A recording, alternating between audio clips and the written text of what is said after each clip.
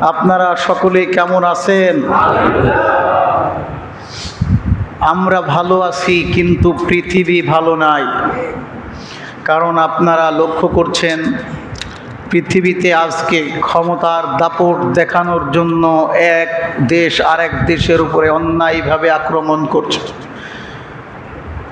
মানুষ যাদেরকে বলে পৃথিবীর পরাশক্তি, যারা পৃথিবীর আদর্শের মডেল, যারা পৃথিবীতে সব থেকে বেশি মানবাধিকার করে চিল্লায়, তারাই বিভিন্ন দেশে অন্যায়ভাবে মানুষের উপরে আক্রমণ করছে। বিভিন্নভাবে অন্য অন্য দেশের রাজা বাদশাদেরকে তুলে নিয়ে তিনার দেশে চলে যাচ্ছে। আপনাদের খেদমতে আজকে আমরা যে আলোচনার বিষয়টি নির্ধারণ করেছি, এটা হলো আজকের বর্তমান বিশ্বের উপর। আজকে আমরা বর্তমান বিশ্বের উপরে একটি পর্যালোচনামূলক আলোচনা করব। আল্লাহ তাআলা আমাদেরকে এই গুরুত্বপূর্ণ বিষয় আলোচনা করার তৌফিক দান করুক। আমরা বলি আল্লাহুম্মা আমিন। সম্মানিত হাজিরিন, আমি পবিত্র কালামুল্লাহ থেকে একটি আয়াত তেলাওয়াত করেছি। বলতে পারেন এই আয়াতটা বর্তমান যুগের সাথে 100% মিলে গেছে। আমাদের বাংলাদেশের সব থেকে বড় বক্তা আল্লামা দেলোয়ার হোসাইন সাইদি রাহিমাহুল্লাহ, তিনি এই আয়াতটার সুন্দর তাফসির করেছিলেন। আল্লাহ তাআলা তিনাকে জান্নাত নসিব করুন, জান্নাতবাসী করুন। আমরা সকলে বলি আমিন। মহান আল্লাহ মানব জাতিকে লক্ষ্য করে বলছেন, হে মানব জাতি শোনো, ظهر الفساد في البر والبحر بما كسبت أيدي الناس। জলে স্থলে এই পৃথিবীতে যত বিপর্যয় ছড়িয়ে পড়েছে তা তোমাদের দ্বারা সৃষ্টি, অর্থাৎ তোমাদের কৃতকর্মের ফল। মানবজাতি তোমরা যা কাজ করো এটি হলো তার প্রতিফলন। লক্ষ্য করে দেখেন, এই তো কিছুদিন আগে তেল সংকট হবে বলে বিশ্বে একটা গোয়েন্দা তথ্য প্রদান করা হয়েছে। তাতে দেখানো হয়েছে অল্প কিছু বছরের মধ্যে বিশ্বে তেলের সংকট দেখা দেবে। এই জন্য আমেরিকা তো নিজস্ব তেলে স্বয়ং সম্পূর্ণ না, যতটুকু তেল উৎপাদন করে তার দ্বারাই সে চলতে পারে না। এর জন্য তার তেল লাগবে। মূলত এটা হলো খনিজ জ্বালানি তার লাগবে, এটা হলো মূল টার্গেট। আর এই লক্ষ্য বাস্তবায়নের কারণেই ভেনেজুয়েলার প্রেসিডেন্টকে কিছুদিন আগেই অন্যায়ভাবে গ্রেফতার করেছে। গ্রেফতার করে ভেনেজুয়েলায় তেল যতটা ছিল আমেরিকা অন্যায়ভাবে উত্তোলন করে বিভিন্ন কান্ট্রির কাছে বেচাও শুরু করেছে, এমনকি নিজেরা সেটা সংযোজন করা, সংগ্রহ করা শুরু করে দিয়েছে, রিজার্ভে রেখে দিচ্ছে। এটাই হলো মূল লক্ষ্য। আজকে আপনারা বলবেন আমেরিকা ইরানে কেন হামলা করছে? আমার সম্মানিত ভাইরা, আমেরিকা ইরানের একমাত্র হামলা করার কারণ হলো ইরান এমন একটা দেশ যে দেশের কাছে বর্তমান সময় 208 মিলিয়ন ব্যারেল টন তেল মজুদ রয়েছে। গোটা বিশ্বে যতগুলো তেলের জ্বালানির প্রয়োজন পড়ে, ইরান তার একাই 10% স্বয়ং সম্পূর্ণ। আর এই জন্যই আমেরিকা ইরানের উপরে অন্যায়ভাবে আক্রমণ করে ইরানকে দখল করতে চায়। তারা বলে তোমাদের দেশে গণতন্ত্র চালু করো, আমরা সহযোগিতা করছি, কিন্তু এর ফায়দা হিসাবে তেল কিন্তু আমার দেওয়া লাগবে। আর বিশেষজ্ঞরা বলছে গোটা বিশ্বের 15% গ্যাস ইরানের কাছে রয়েছে। এই খনিজ সম্পদগুলো বাগানোর জন্য, লুটার জন্য আমেরিকা পায়তারা করছে। আপনারা জানেন কিছুদিন আগেই সোভিয়েত ইউনিয়ন আফগানিস্তানের উপরে হামলা করেছিল, দীর্ঘদিন আফগানিস্তানের সাথে যুদ্ধ পরিচালনা করেছিল। তার কিছুদিন পরেই আমেরিকা দীর্ঘদিন আফগানিস্তানের সাথে লড়াই করেছিল। আপনারা জানেন না? এর মূল উদ্দেশ্য কি? কি দরকার আমেরিকার যে তাদের সামরিক ক্ষেত্রে ব্যয় করবে আফগানিস্তানে? এর মূল লক্ষ্য, ভূতত্ত্ববিদরা বলছে, আফগানিস্তানের মাটিতে আল্লাহ তাআলা অগণিত খনিজ সম্পদ রেখে দিয়েছে। এই খনিজ সম্পদগুলো লুটার জন্যেই বিশ্বের পরাশক্তিগুলো একে অপরের সাথে পাল্লাপাল্লি দিচ্ছে, কিরা কোন দেশ দখল করে খনিজ সম্পদগুলো লুণ্ঠন করতে পারে, লুটতে পারে। আল্লাহর কোরআনের আয়াত নাজিল হয়েছে আজ থেকে 1400 বছর আগে, আর আজকের বর্তমান বিশ্বের সাথে হুবাহুব মিলে যাচ্ছে। আল্লাহ রাব্বুল আলামিন বলছেন, হে দুনিয়ার মানুষ সরব, যাহারাল ফাসাদু বিল বাররি ওয়াল বাহর, দুনিয়াতে যত বিপর্যয় সৃষ্টি হয়েছে, জলে স্থলে যত বিপর্যয় সৃষ্টি হয়েছে, বিমা কাসাবাত আইদিন নাস, মানুষের কৃতকর্মের কারণেই এটা সৃষ্টি হয়েছে। এই আয়াতের ব্যাখ্যায় তাফসীর ইবনে কাসির 6 নম্বর খণ্ডে 320 নম্বর পৃষ্ঠায় স্পষ্ট ব্যাখ্যা করেছেন। তিনি বলেছেন, মানুষের উপরে জুলুম, অত্যাচার, অবাধ্যতা যে বৃদ্ধি হয়েছে, এর দরুন আল্লাহ তাআলা পৃথিবীতে বিপর্যয় সৃষ্টি করে দিয়েছে। বলেন নাউজুবিল্লাহ। আজকে আমেরিকা, এই ইউনাইটেড কিংডম অর্থাৎ যুক্তরাজ্য, আর আমেরিকাকে বলা হয় যুক্তরাষ্ট্র, দুইটাই পৃথিবীর 1 নাম্বার শয়তান। আর ও ছোট ভাই হলো ইসরায়েল। ইসরায়েলের কাজ হলো তাদের ইহুদি সম্প্রদায়ের বৃদ্ধি করা, ভূমি বৃদ্ধি করা। ইসরায়েল তো নিজস্ব কোনো রাষ্ট্র নাই, এ তো প্যালেস্টাইনদের কাছ থেকে কেড়ে নেওয়া রাষ্ট্র। ঠিক সেই জন্য মুসলিম ভূখণ্ডের মাটিটা দখল করার জন্য ইসরায়েলের 1 নাম্বার ধান্দা, আর আমেরিকার ধান্দা হলো খনিজ সম্পদ। এই 2-3 শয়তান মিলে গোটা বিশ্বের ছোট ছোট কান্ট্রি দেশগুলোর উপরে অন্যায়ভাবে আক্রমণ করছে। ভেনেজুয়েলার প্রেসিডেন্ট তাদের স্বজাতির ভাই। আপনারা বলবেন হুজুর তারা ধর্মীয় যুদ্ধ করছে, ধর্মীয় না, খনিজ সম্পদের যুদ্ধ বেশি হচ্ছে। দেখেন, আর এটার সুযোগ নিচ্ছে মুসলমানদের কাছে। মুসলমানরা একে অপরের সহ্য করতে পারে না।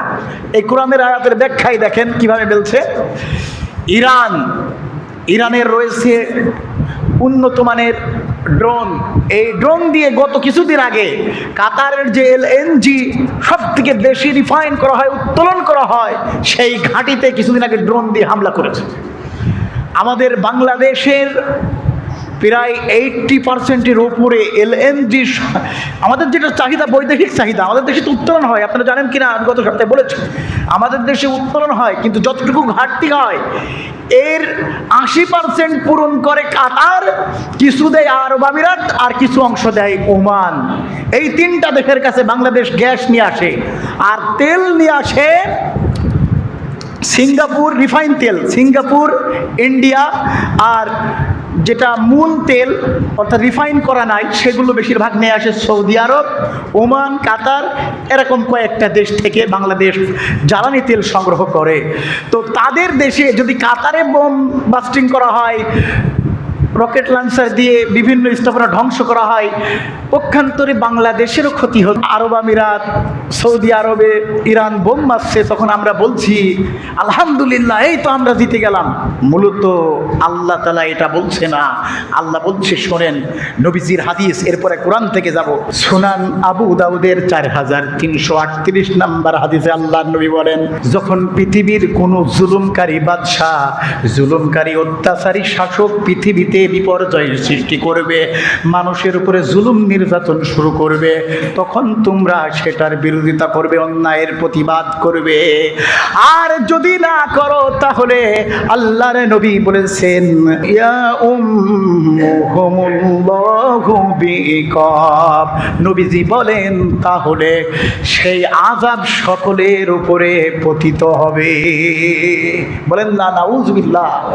তার মানে অত্যাচারী বাদশারা, অত্যাচারী শাসকরা যদি জুলুম করে, নির্যাতন করে পৃথিবীর মানুষের উপরে, অন্য অন্য দেশের বাদশা সহ পৃথিবীর মানুষ যদি অন্যায়ের প্রতিবাদ না করে, নবীজি বলেছেন সেই আযাব সবার কাছে পতিত হবে। বলেন নাউজুবিল্লাহ। দেখেন, আজকে আমেরিকা অন্যায়ভাবে বিভিন্ন জায়গায় আক্রমণ শুরু করলো, তার আযাব গোটা বিশ্বব্যাপী বিস্তৃত হতে শুরু করেছে। ঠিক কিনা বলেন? পৃথিবীর জ্বালানি তেলের যে চেইন সিস্টেম, পৃথিবীর প্রায় 20% তেল সেখান থেকে সারা বিশ্বেই যায়। গোটা বিশ্বব্যাপী তেল সংকট নিজেরা তৈরি করেছে। এইবার এই আয়াতের মূল তাফসিরে আসি। দুনিয়াতে ফাসাদ সৃষ্টি হওয়ার জন্য মানুষ নিজেরা দায়ী।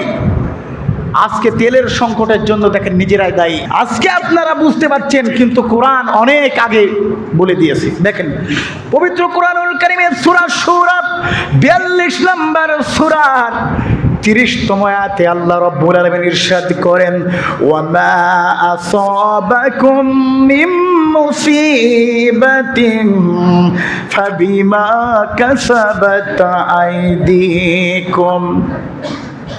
তোমাদের উপরে যত বিপদ আসে তা তোমাদের কৃতকর্মের ফল। তাফসিরে ইবনে কাসির একেবারে আয়াতের স্পষ্ট ব্যাখ্যা দিয়েছে, মানুষের উপরে যত বিপদ আসে সব মানুষের কৃতকর্মের ফল।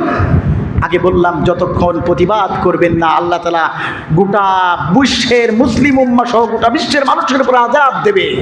এজন্য প্রতিবাদ করা মুসলমানদের জন্য ফরজ। বলেন কি ফরজ? এই ক্ষেত্রে আল্লাহ তাআলা যেমন কোরআনের আয়াত নাজিল করেছে, তেমনি হাদিস উল্লেখ করেছে। যেমন একটা হাদিস উল্লেখ আছে সহিহ মুসলিম খণ্ড নাম্বার 1 কিতাবুল ঈমান অধ্যায় পৃষ্ঠা 69 হাদিস নাম্বার 50। নবীজি বলেন, মান রাআ মিনকুম মুনকার, হে আমার উম্মতেরা, তোমরা যখন দেখবা সমাজে কোনো অন্যায় হচ্ছে, পাপাচার হচ্ছে, তখন তোমরা হাত দ্বারা বাধা প্রদান করবা। ফাইল্লাম ইয়াফতাতে, যদি তাও না পারো, ফাবিলিসানি, মুখ দ্বারা বাধা প্রদান করবা। ফাইল্লাম ইয়াফতাতে, তাও যদি না পারো, ফাবিকলবিহি, অন্তরে অন্তত ঘৃণা করবা। তাহলে নবীজি বলেছেন, যদি পারো হাত দ্বারা বাধা প্রদান করবা, তাও যদি না পারো মুখ দ্বারা, জবান দ্বারা বাধা প্রদান করবা, তাও যদি না পারো অন্তরে কলবে মনে মনে ঘৃণা করবা। ওয়াযালিকা দাআফুল ঈমান, আল্লাহর নবী বলেন এটি হলো ঈমানের সর্বনিম্ন স্তর।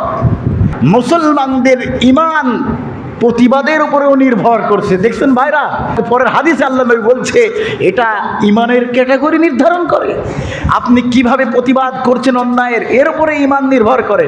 তাহলে কেউ যদি হাত দ্বারা প্রতিবাদ করে সে 1 নম্বর ঈমানদার, মুখ দ্বারা প্রতিবাদ করলে 2 নম্বর কোয়ালিটির ঈমানদার, আর অন্তরে মনে মনে ঘৃণা করলে ইনি হলো সর্বশেষ লাস্ট কোয়ালিটির ঈমানদার। গোটা বিশ্বে ধ্বংস করার জন্য বিশ্বের মানুষই দায়ী। ইন্টারন্যাশনাল তথ্যমতে যারা সামরিক পণ্ডিত বিশেষজ্ঞ তারা বলছে, আপনারা একটা কথা শুনতেন আল্লামা দিলরুর সাইদি সাহেবের কাছে, তিনি বলেছেন ওয়াজে, যে এই বিশ্বে যতগুলো ওয়ারহেড রয়েছে, পারমাণবিক বোমা রয়েছে, এই বিশ্ব কয়েকবার ধ্বংস হয়ে যাবে। এত পারমাণবিক বা বারুদ সংগ্রহ করেছে বিশ্বের মানুষ। কিন্তু সামরিক বিশেষজ্ঞগণ বলছেন পৃথিবী ধ্বংস করা না গেলেও 5 থেকে 10 বার এই সভ্যতা ধ্বংস করা সম্ভব, যতগুলো ওয়ারহেড পারমাণবিক অস্ত্র বিশ্বের কাছে রয়েছে। তবে আন্তর্জাতিক সংস্থা গবেষণা করে ইন্টারন্যাশনাল অ্যাটমিক এনার্জি এজেন্সির তথ্য মতে তারা বলছেন 2024 ও 25 সালের তথ্য অনুসারে বিশ্বেই প্রায় 12,000 প্লাস পারমাণবিক বোমা রয়েছে। পৃথিবীর সব থেকে পারমাণবিক ওয়ারহেড রয়েছে ইনাদের তথ্য মতে রাশিয়ার কাছে 5,500টা, আমেরিকার কাছে 5,000 প্লাস, চীনের কাছে আছে 500, এছাড়াও জার্মান, কিং জং উন, ইসরায়েলের কাছে আছে 90টা, পাকিস্তানের কাছে 170টা, ভারতের কাছে 164টা। এইভাবে করে প্রায় 12,000 প্লাস পারমাণবিক ওয়ারহেড বিশ্বে রয়েছে। সামরিক পণ্ডিতগণ বলছেন এই পৃথিবী 5 থেকে 10 বার এই পরিবর্তন করা সম্ভব। বলেন নাউজুবিল্লাহ।